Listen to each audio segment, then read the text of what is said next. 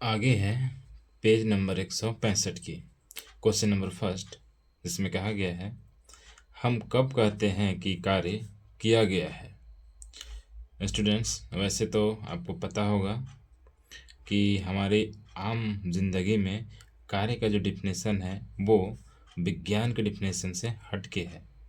तो हम लोग यहाँ पे जो आंसर देंगे वो विज्ञान के दृष्टिकोण से देंगे। तो इसमें कहा गया है कि विज्ञान की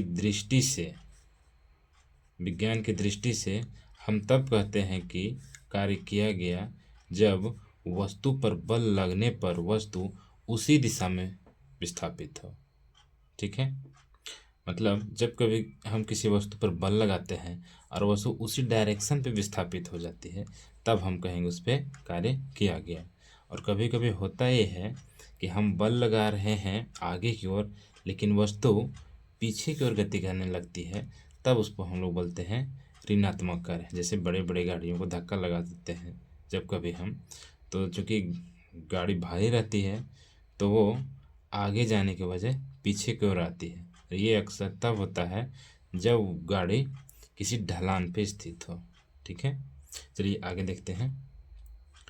जब वस्तु पर लगने वाला बल उसके विस्थापन की दिशा में हो तो किए गए कार्य का व्यंजक लिखिए। इसमें पूछ रहा है कि कार्य की क्या सूत्र होती है। ठीक है, इस प्रश्न के द्वारा हम लोग कार्य के सूत्र को जानने का प्रयास करेंगे।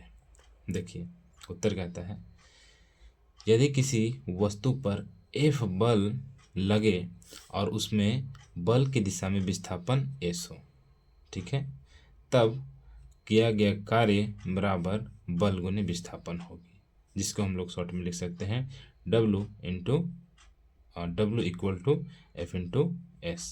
ठीक है यार, ये हो जाती है हमारी कार्य की फॉर्मूलाज। अगला वेरी वेरी इंपॉर्टेंट है, इसको आप लोग नोट्स कर लीजिए। ये हर बोर्ड के एग्जाम में क्वेश्चन बहुत बार पूछा गया है। क्वेश्चन है एक जूल कार्य को परिभाषित कीजिए। ठीक है, इसमें हम लोग जानेंगे कि एक जूल कार्य किसे कह सकते हैं। तो उत्तर है जब किसी वस्तु पर 1 न्यूटन बल लगाकर 1 मीटर विस्थापित बल की दिशा में, ठीक है, बल की दिशा में कर दें, तब वस्तु पर किया गया कार्य 1 जूल होगी।